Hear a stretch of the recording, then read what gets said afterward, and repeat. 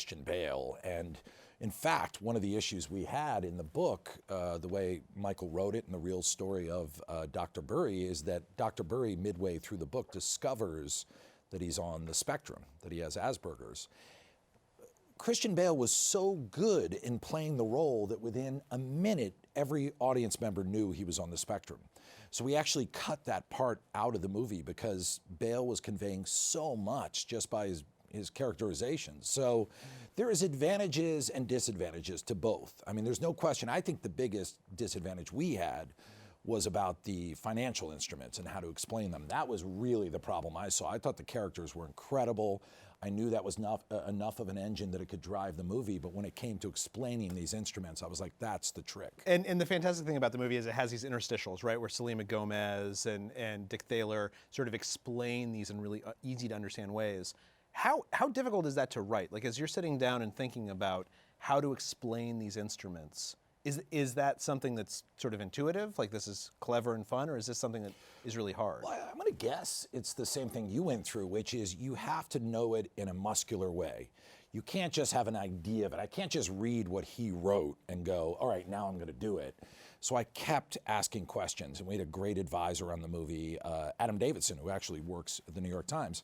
So he and a fantastic guy, sits in a standoffish way though, always with his arms crossed. I mean, what's hard is that he's so handsome that we should actually let people know he's in the audience tonight. He is in the audience, we're messing with him. But he was great because we would sit for 5-6 hours and we would just talk, and then he would give me books and I would read, and then I would look on my own. And then there was just a click moment, which I'm sure is what you had, where all of a sudden from talking to these guys and reading about it, and once I got that, I could create the analogy or metaphor for it, once I knew that. And I would practice telling my 10-year-old daughter. This is what I do. Yeah. That's exactly right. You find someone who's completely ignorant and you think incapable of understanding you. If you can explain to them, then you can explain to anybody. Yep. That's right. It's very well put. You could write. Understanding it in a muscular way. It's different from regurgitating something you've heard. You actually you grapple with it, and you feel like you sort of understand it. And then you wrestle to bring it across to the audience. And have you ever done this? I've actually practiced storylines on movies where I've told them as bedtime stories to my daughters. No joke. I'll like retranslate them to see if they actually play. It's a good trick. Yeah. But that was the key. Like once I really got it, and the whole key was really that there's a lot of jargon and a lot of language designed to confuse you and bore you. But at the root of it, you're just repackaging debt and capital. That's all it is. I mean, it's just money and debt. And you're calling it different things, you're combining it with different things, you're putting a lot of them together, you're putting a few together, you're creating side products. And once I really got that, that's when the movie really all clicked for me. And one of the things I liked about the movie is that I think that there's a cliche in most movies about Wall Street as these like slick-haired guys who there's only one type of person on Wall Street. And the book and the movie explain there's actually all types of different people on Wall Street, right? There's your shorts who are kind of like almost like dyed-in-the-wool assholes who think that everything is going to fall apart. Is it possible you get a dyed-in-the-wool asshole? That's interesting. Good question. I'm trying to think of that's a. I'm absolutely certain trying to picture that. If you were to Google it, I'm sure something is coming close to bleaching. But then there are your folks who want to sell anything, right? And in fact, if you don't mind, we're going to go to a clip just to sort of convey the depth of character that the movie and the book manages to capture about who exists on Wall Street. Jared, it's chaos down here. Where are we? And Caesar wept for there were no more worlds to conquer. Shane? Well, nobody's buying CDO or mortgage bonds anymore, and everybody wants swaps. Swaps are now the most popular product on the street. That's good for us. Yes and no. I heard from somebody who heard from somebody. No, Alex. No. Sorry. Benny Klieger over at Morgan is taking on some heavy losses in the bond department. Might be time to get a life jacket and get out. I mean, seriously, I feel like I'm financially inside of you or something. Okay. I'm jacked. I'm jacked to the tits! Good. Do you feel it? No. So, I mean, this is like, these are the types of characters that I haven't really seen on screen before, right? And what I love is that these are the types of characters that like I actually know from business school and from reporting about Wall Street. I mean, so let me take a big step back. Like, if you were trying to describe to folks who haven't seen the movie or folks who have, what you're trying to accomplish in the movie and in the book, besides just letting people inside, like, what's the message that they're supposed to carry away from this? Well, I think number one is that you shouldn't be intimidated or bored, that this world and this language is actually affecting you way more than you ever realized. And even though you like to think, we all like to think that like, well, no, I'm not into economics or banking. It's really not a choice. It's affecting you in huge ways constantly. And then the second thing is that it's exciting. It's really amazing. Like, there's good parts to it and there's horrible parts to it, and that there's a drama built into this because it's so powerful that a lot of Americans aren't clued into, and it feels like our press and media in many cases go out of their way not to show you how important this stuff is. But when you really dig into it, and Michael's the master chronicler of this, his books are funny, they're entertaining, yet they're always filled with this kind of language of power that I keep coming back to. That's interesting. I mean, Michael, do you think that's right? Do you think that the press is not doing, you're part of it, that we're not doing enough of a job explaining to people how important this is? You know, I have to go back to how I felt when I wrote the book, and I can remember thinking, I don't actually blame the press, because the press is at the mercy of the people who will talk to the press. And the banks have gotten so good at shutting off the spigot of information from the back channels through which their employees inform people who write for the Wall Street Journal and the New York Times. I remember that when I was working on it, I thought, you know, it's true that if they'd found the people I found, there were great stories to be had. It was hard enough to do, and I know that a lot of the daily journalists, I didn't feel all that. I didn't feel like the press was high on the list of the cause of the problems. Having said that, I mean, one of the reasons the book is there to write is that it wasn't really done in daily journalism, and there was this amazing story, but it took, you know, that story wasn't a newspaper story. I mean, it really is a book-length story to trick it all out. And you asked what I wanted people to take away from it. I remember my first. It's funny, you think back on it, and the after effects of the book start to screw with your memory of why you did the book in the first place. And there was this huge explosion when the book came out. I remember senators calling me and wanting me to come in and try to explain to them what happened in the financial crisis. I said, I don't know. I know it's in the book, but call those people. They can explain it. But I remember just being captivated by the story. I mean, I thought, what an amazing thing that these institutions that sit at the heart of capitalism, these big banks, investment banks and banks, that have had first call on the supposed best and brightest in the society, not just our society, but across the Western world. And that they somehow managed, when they got all these people in one place, they managed to commit collective suicide. That what does it tell you about the system that all these extremely bright, extremely self-interested people, when they come together, they still manage to do this to themselves? They behave as if they're stupid, and they're clearly not stupid. And that you had, on the other hand, people who were basically on the other side of their bets, who were oddballs and outsiders, who called it, who understood it. And I thought that. I wanted to explain, so the first thing I wanted to do was explain how this happened, because as you pointed out, I worked in one of these places, and 30 years ago, 25 years ago, if you'd gone into Goldman Sachs or then Salomon Brothers or Morgan Stanley,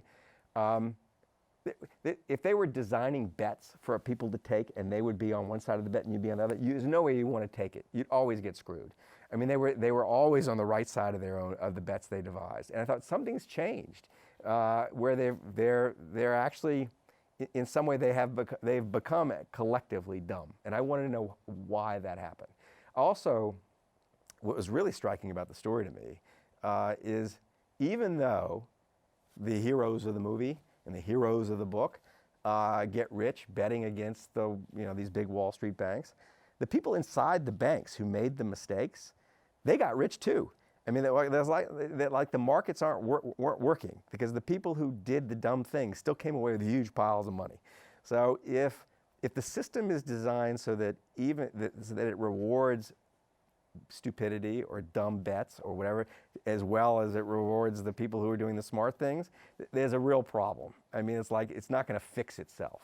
So that attracted me, but it was mainly just the quality. It felt like this incredible story with these incredible characters, and I wasn't all that worried about what I wanted the reader to come away with at first blush. I wanted the reader to be entertained and interested in it. I wanted to teach him through these characters what had happened, but I didn't want them to have some point of view exactly. Well, is this? I mean, is the movie and the book both an indictment of Wall Street? You know, it's interesting. In the introduction of the book, you mentioned that when you wrote Liar's Poker, that you saw it as kind of pulling the curtain back, and that to your surprise, you had all these college students coming up. But I didn't think of it. I wasn't morally indignant.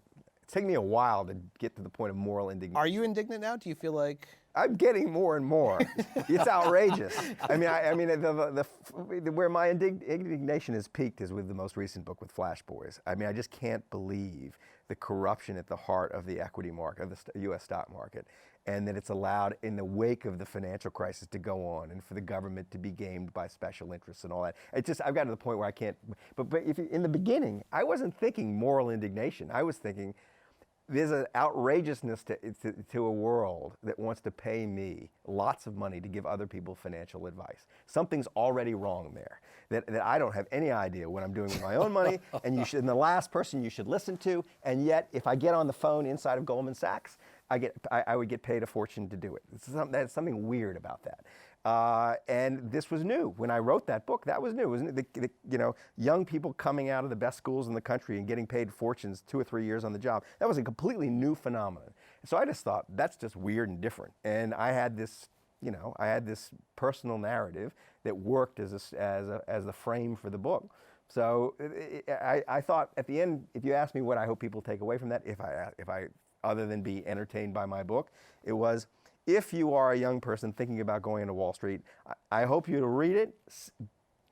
It will be demystified for you, and you can get on about your life without going to Wall Street. That you can go to, you're not going to be intrigued by these geniuses. You'll realize there's a lot of hot air. I'm not sure that the message for this. Well, no, it didn't sink in. Of course, that was one of the shocking things I learned about, was hearing that what they would refer to on Wall Street is just that seat or that chair. Yeah. If you get that chair, in other words, it has nothing to do with skill. If you have the best chair in the bank, you can make that money. So in other words, it was a whole system that's all insiders. And I was like, wait a minute, what does that mean? The chair or the seat? Yeah. I had never heard that before.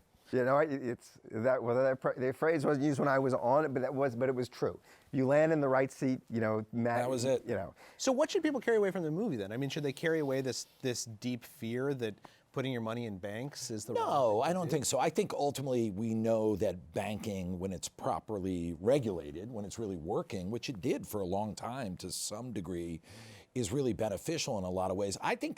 I really feel like the movie is about more than banking even. I think it's about kind of what Michael was saying. It's about our culture and who we value and who we look to as the authority, and what standards are we using that we look for. I mean, I remember hearing Paul Krugman described to someone, they're like, why don't they listen to you in the White House when you go in there? You're clearly a smart guy. And he goes, well, here's what happens.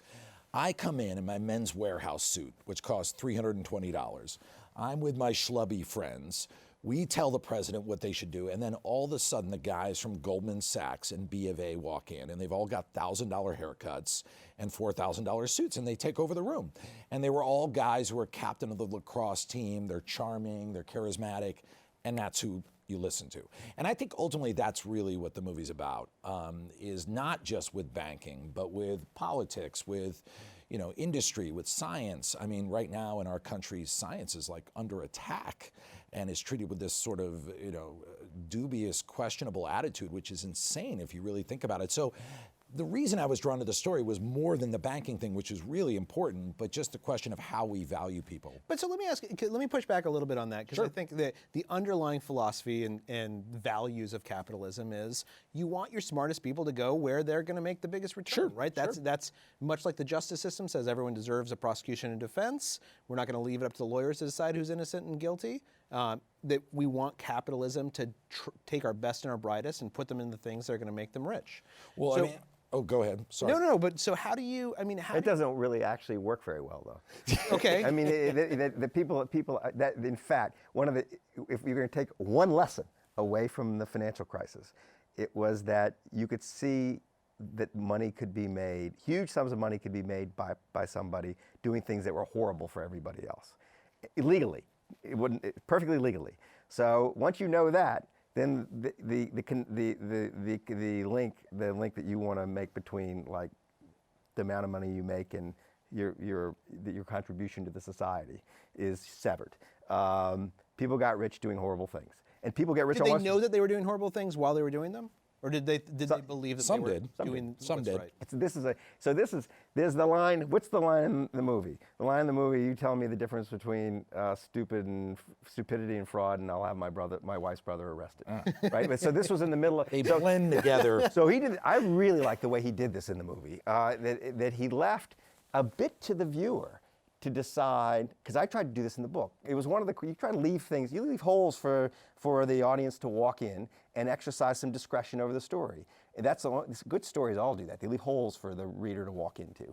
And one of the holes I left was, is it stupidity or is it fraud? Because I would go back and forth. It's really hard to tell. Hard to tell. I would even say this. You could even go a step further back and say, was it from the very beginning, was it ideology or was it always a scam?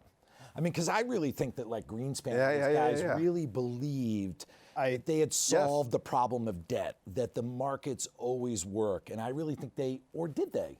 I don't know. I think it's absolutely true. So I think it's absolutely true. I would rather argue the case that Greenspan failed to really regulate the banks properly because he assumed that they would most basically regulate themselves. No, though, man. But I can understand you can make the argument the other way. I know what you're saying, but I think I'd rather argue the. Well, here's the example I always give is this show, and it's a silly show, Survivor. The second season, there's a woman on the show who lies to everyone. And lies and cheats and lies and cheats. And then on the final episode, it comes down to two people, and she's been voted out. And they have to get up and they have to give a speech. So she's just lost $1 million. And she goes on the most righteous, self-righteous tirade against this one guy saying, you lied to us. You betrayed us. And meanwhile, we've just seen this woman lie to everyone. And I really think she believed it. She lost $1 million. And I think that could do weird things to your head. So I don't know. I mean, so let me ask on this, because what we're kind of talking about here is character, right? The character of the. I didn't follow what he just said. I just want to, for the record, I want to say that I did not understand what he just said. I totally think we're would've all voted. a little stupider for having listened to that. no, money, money warps morals. That's what I'm saying. That's this true. woman Okay, was that's so. true. So let me ask. And it warps belief Yes, all systems. right. So here's This woman really. here's a great question. You So didn't get my Survivor. It was good. It was really good. I listened I was to you totally forever, in it. but I was like I was with trying you. to figure out how to. Okay, so Adam, you grew up in modest to poor circumstances, right? Yeah. Your mom, you grew up on food stamps. Sure. Michael, you did.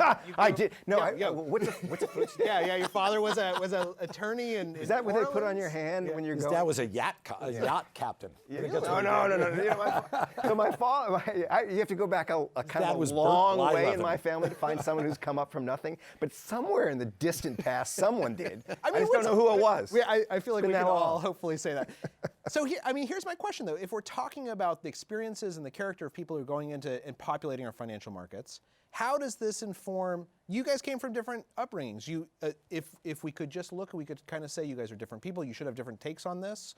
You went to Princeton. You went to.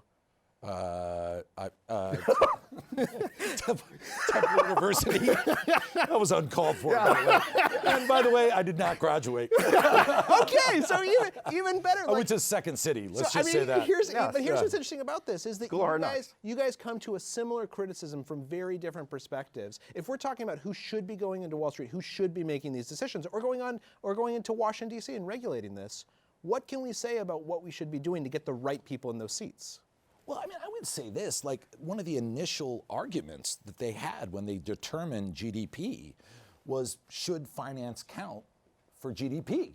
this goes back to like Kuznets and the Chicago group that met, and like. So he didn't even graduate from school. And he's I'm giving me a impressed. lecture. I have no. I'm sure he's right. So we'll say we'll accept this. And on Survivor, at the end of this speech, this woman explained. Temple teaches you this day one. I don't know what they do at Princeton. They probably drink blood from somebody or whatever they do. Switch Skull and spoon Bones. and where the forks go, Sorry, where that's the spoons. Yale. I don't know my Ivy League schools. Anyway, one of the initial debates was, do you count finance? Do you count weapons manufacturing? I mean, this was a heated debate. I would say no. I would say that, like, I even go as far to question, like, what is, like, banking is really new as far as the form it's in right now. Should we be questioning, like, should it be entirely for profit? Should it be half nationalized? I mean, I think these are questions that still should be in the air. I don't have the definitive answer, but as far as who should go into this business, no, if you want to produce worthwhile stuff, go into medicine. So it does get lost. It's amazing to me. It does get lost that people do talk about financial activity as if it's productive activity, and it's a tax. It's a tax on productive Rent enterprise. capture. And what you want to do is minimize the tax. But that's not the way our society works. Wall Street finds ways to increase the tax. Very and unbelievably clever at levying the tax. More clever than any other sector in the society, not even close. So technology has disrupted every sector in the society. Wall Street finds ways to use the technology to prevent, not to eliminate jobs on Wall Street, but to find new ways to tax investors with it. High frequency trading is a good example of this. So, and I think part of this is and you had commented this to me, that people are distracted. One of the reasons we didn't see this coming, even though the press was doing a good job covering it, is that people are distracted, right? That this is not the most scintillating stuff on earth unless it's in very talented hands. I would say even more than distracted, though. I would say, like, I mean, I think there's a serious question about the health of American culture and media right now. I mean, are we being told anything we need to know? I mean, there's so many days of the week that I see stories. Did you see the one about, like, the ocean has doubled in acidity in the last 10 years? And it was like the 7th story down from, like, Tom Brady, Donald Trump. And I mean, like, I just question, I think capitalism and money have just completely captured our society. So let me ask, as a filmmaker who's made Anchorman and a lot of great fun films, which I love, they're hugely, Ricky Bobby is very popular in my household also. Sure. How much blame do you deserve for this? I mean, I think I deserve all of it. Yeah. I think I ruined America. No, those are, we made those movies. If you look at them, yes, they're silly, they're absurdist, but like Anchorman was made to call out the news for becoming ratings driven. Like if you look at Ricky Bobby, that was about red state pride after Bush was reelected. We really thought we had found a way to get our movies shown in like Tennessee and Mississippi. And I think at a certain point, like, that time passed. I think now we're in a new time where all the things we were afraid that were going to happen when Bush was president all happened. So it was really refreshing and exciting to do this movie and to adapt Michael's book because it was explicit. We were just saying it. So I think for the time we were working, we really felt like that was a great way to kind of, get audiences in, get them to like think about certain things through kind of a satirical absurdism and through laughs. But yeah, I mean, I wrote for Saturday Night Live. We would write political cold opens, and then we would write silly sketches. So, do we take some of the blame? Of course, Michael's written several romance novels, which I think are really embarrassing. But under another name, so it doesn't matter. Yes, under the name of Lance It was you on the Dashworth, cover going like this that by I the really way. thought was the... Small Fong. Ripping the chest off a guy. But no, it's a fair criticism. I mean, we're part of popular culture, but clearly we've turned a corner in this country. Well, and let me ask about that, because if things have changed, I mean, one of the things that's interesting to me, not just because of the movie and the book, and Flash Boys for this matter, is that we don't see kind of people rising in the streets, right? This amazes me. Yeah. So I mean, what's going on there? Well, so what is going on there? People don't feel they actually have any control. I think, or it's so funny that if the same political energy that was devoted to almost anything else that attracts political interest was devoted to, like, reforming the SEC. If you have people outside the SEC marching with signs and informing themselves what was going on inside, it could have a huge effect. But I think people don't see the direct connection between this stuff and their lives. They see it in moments of crisis a bit. So from the financial, when the whole world's blowing up in 2008, people are briefly engaged in this. The Tea Party forms in response to it, but then it runs off in a completely different direction. I think the combination of the complexity of the subject, I mean, that really works against it, works for the system. The people are kind of like, they feel like they can't completely understand it, and they don't completely trust, there's nobody they can trust to follow in any kind of political action. And the fact that it's sort of like it's remote from their daily existence. But this is why it's so nice the movie got made, that a movie that actually reaches people, because it really isn't remote from their existence. I mean, it's really important. But it's strange. Clearly, our political process is not very good at focusing people's attention efficiently. Well, I would say there's a science that has been unleashed on mankind that we've never seen before, which is advertising. And like, it's so funny, we think of advertising as this thing that's so far away. It is a $60 billion a year industry in our country, and it works. And it redefines values, it redefines focus. I've seen it work. I've seen it where we have a movie that no one knows about, and then it comes out and suddenly everyone wants to see it. And I'm not saying that's the answer, but like media in our age, we don't really, it's never happened in the history of us being hairless monkeys that can stand upright. We're in this weird period, and it's very unique to America, like just being in Europe in the past couple of weeks. Like, there's no billboards in Paris. Like, the TV channels, they have like 30 of them. I think it's part of it, certainly. See, I went too far out for you, didn't I? No, I was thinking about, yeah.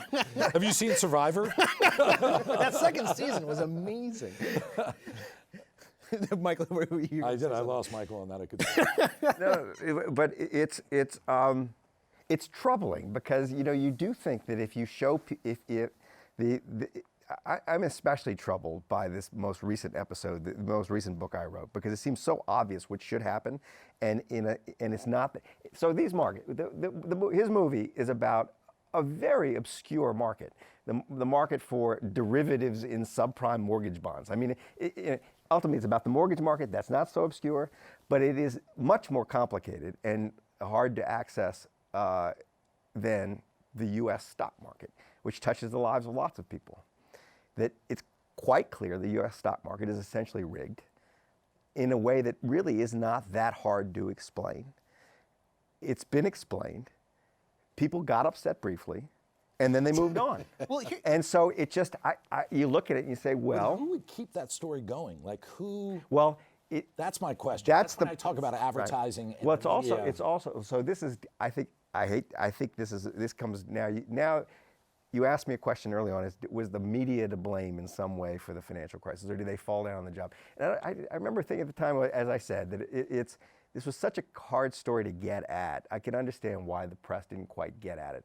I now see a story that is not hard at all to get at, and the problem is that who pays for financial journalism?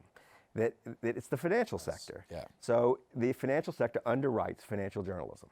And and the financial sector is also armed to the teeth with lawyers to scare journalists if they write anything that offends the financial sector.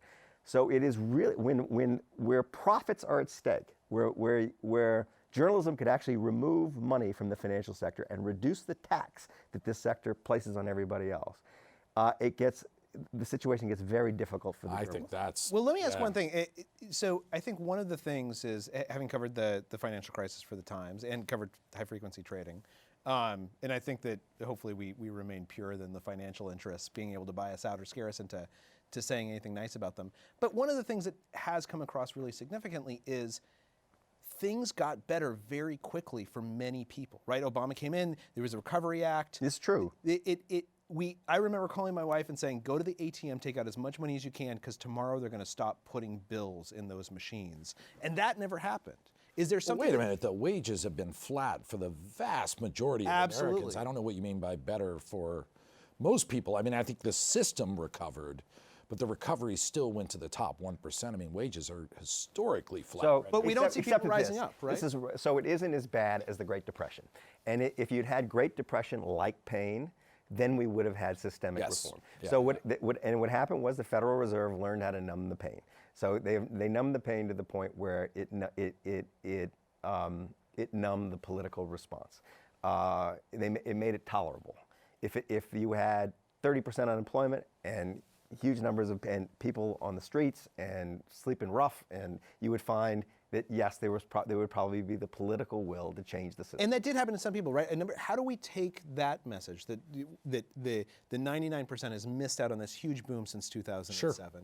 How do we make that story something that resonates with people who go and see this movie? Well, and is that the role of movies? But I think it's happening. I think it's definitely happening. I think you see it in a very low information way with Donald Trump. I think you see it in a slightly higher information way with Bernie Sanders. This is a really weird election that's going on right now, and it's all because of what we're talking about. It's all because of the fact that people are feeling a pain, yet no one's expressing it in their mainstream media. They know something's wrong. They don't know what it is. You know what they do? But they do know it's unfair. They feel unfairness is at the heart of both those campaigns. The feelings of unfairness, the outrage of being unfairly treated. So I think that's right. You are seeing it's a weird political expression. And it is. It's half-formed. I think like we don't have a really well-informed sort of citizenry in this country. And I think what you're seeing is that people are kind of looking for the information. Bernie Sanders is very explicit with it.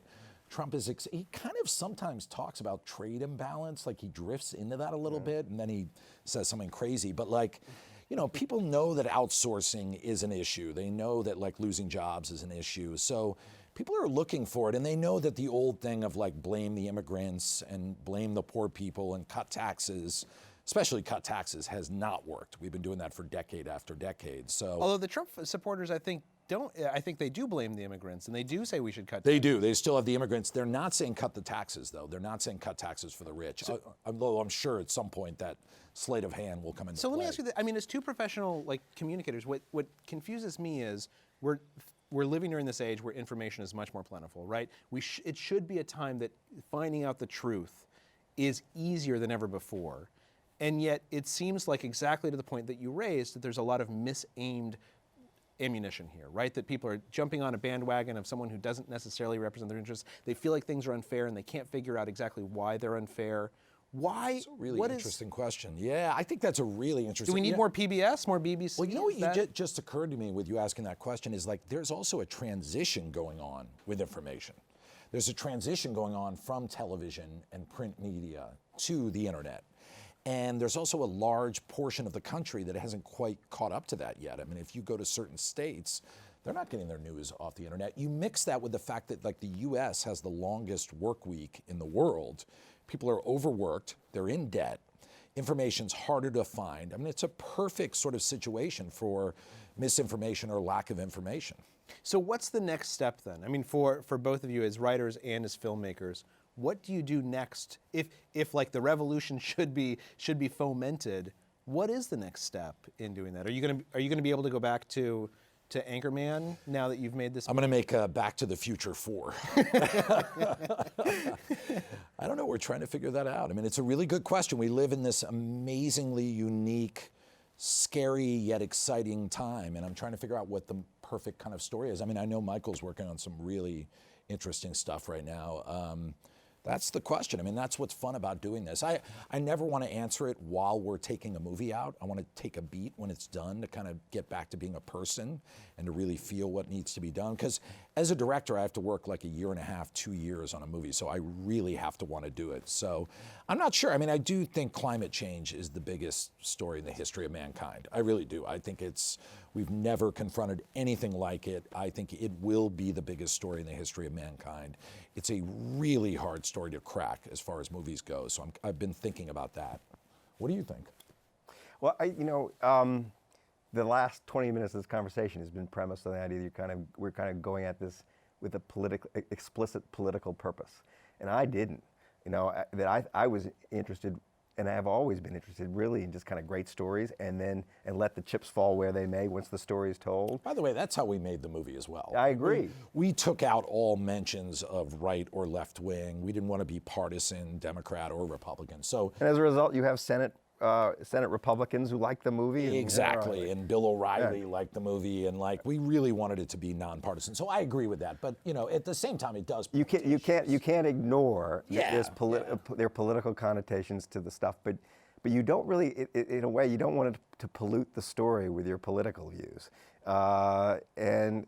So I'm not looking. He's more of a journalist than I am. But let me- I'm a loudmouth. Let He's me a ask on journalist. Flash Boys. No, 'cause- it isn't that it's not. It's more this. It's more one. My political views are probably not nearly as clearly formed as yours. I'm more woolly minded than you are on these subjects, and change. Very different than the conversation you would have here. Does that manage to spill water all over you? I think you're okay. You missed me. It's just water. Speaking of water, that was a story today. It's water shortages coming up for civilization. You're just full of cheer. I mean, it's so funny. He knows I can talk. Everyone at home watching this Every is time I gonna, see, like, every slip time I their spend wrists. time with him, I laugh the whole time and I come away so depressed. It's so awful. I will gladly talk NBA with you for an hour and a half. You know that. We just have a few minutes left. I want to ask you both, because I think that people are really curious about this, about sort of how your own personal biographies inform this. I mean, I mentioned that you grew up in modest circumstances. I mean, how? And I did not. And did not. You did not. Yeah. I mean, when you think about, and that you went to college and then you got involved in Second City, you were a writer for SNL. Sure. How do you think about how does that inform your work? Well, you know, I always look at it like I grew up in kind of the swing era. Like I was in the 70s. My parents were pretty broke. My dad was a musician. My mom was a waitress. But we were at kind of that time, and if you look at it, poverty was at its lowest in the US in the 70s. It was actually a really good time. Like the press took down a corrupt president. We got out of Vietnam. My family was struggling, but we had food stamps. I went to a public school that was really good, even though we were in a crappy area. My mom later got like Pell Grants, went back to college, got her degree. So I grew up kind of seeing that side of what government and sort of us as a society can do. And then right in the middle of it was Reagan. So I saw the other side of it as well. I saw when this was all dismantled. I remember living in Chicago, and Chicago had this amazing public transportation. And during the 6 years I was there, they kept cutting it and raising the prices and raising the prices. So I actually lived through this kind of dismantling of the great society that happened in America. If you were 12 right now, do you think you would have the same life and the same career that you? Oh God, no, no way. I mean, I also grew up in the middle of a media explosion in the 80s, where TV channels went from like four UHF ones to like 100, and comedy blew up, and I started listening to comedy albums and watching all these television channels sprouted up, and I was able to get work. And so I'm very unique to when I grew up. I'm definitely like a circumstantial sort of person in that sense. So no, I would be totally different if I was born in like 1988. Are you worried that sort of value-driven filmmakers are not going to end up making as many films, or should we be concerned about? I'm actually not, because I thought this year was really good for movies with a point of view. I thought Spotlight was great.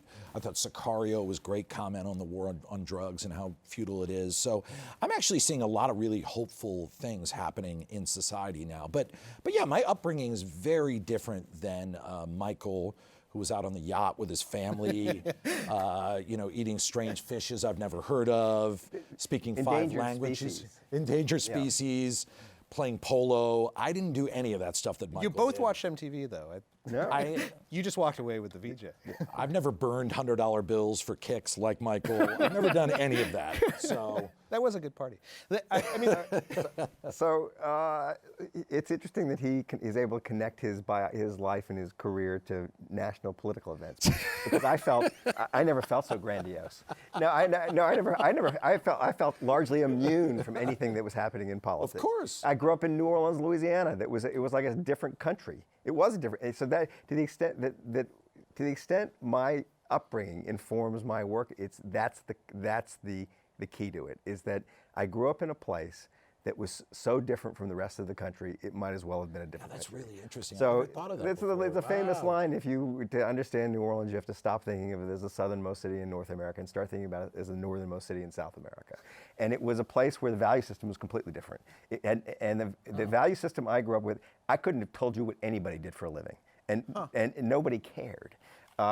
Nobody was a success. I didn't know any successes. There are people who had money, but they just had it. You know, they didn't make it. And it was the time in New Orleans I was growing up too that caused this impression that money was just kind of there for some people and not for others. But it was, but I grew up in a place. It was a very happy city. The upbringing was very happy, and without any of the American commercial values. And I went from that to the East Coast for school and saw all these unhappy, grasping people, you know, and people who had lots of money and lots of success, and they seemed miserable compared to the people who lived next door to me who never did anything.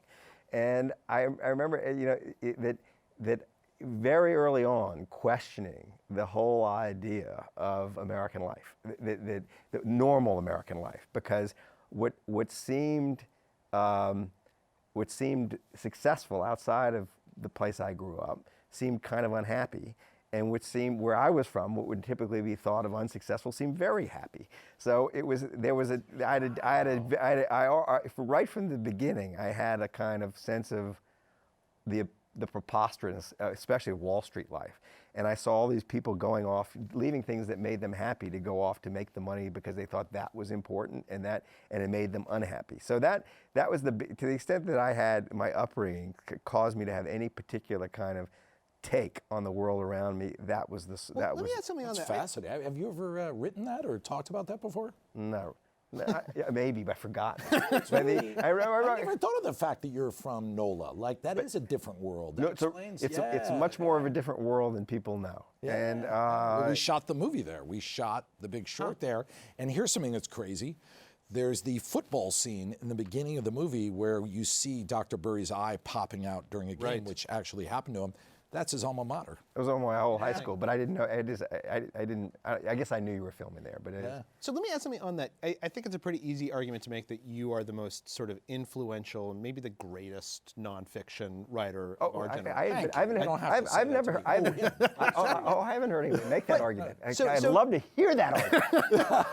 How would that go? I mean, how would it start? But why is that true? Like, why? I would say George Packard, but keep going. Keep going. I love the where you guys are going. George is now throwing dollars from the back of the audience. I mean, explain to me why that's true. I mean, there are people who say, I wish that I could do what. You want me to make the argument? Yeah. First question. I'm not going to make the argument. No, not that it's true that you're so influential. Explain to me how you got there, because you do something with words on a page that other people try and do, and very smart people, Malcolm Gladwell, other people like that will say, I can't do what Michael Lewis does on that page. Can we get a close-up of him? Zoom in on him for this? Like, what are you doing? What are you doing differently? So I'm a fraud. It's just all written by other people. It's really nice that people think so highly of me. But like, the truth of my life. This is not phony self-deprecation. This is real. This is true. I got a D in English in my sophomore year in high school. I slipped into a good school because of family connections in college. I was an indifferent student in college. I discovered I liked to write while I was there, but it never occurred to me I could write for the public. And it wasn't until I left and needed to make a living, the yacht sunk. And, the charming way of life in New Orleans, eventually, there's an end to it, right? The money runs out. If nobody's a success, someone has to go do something. That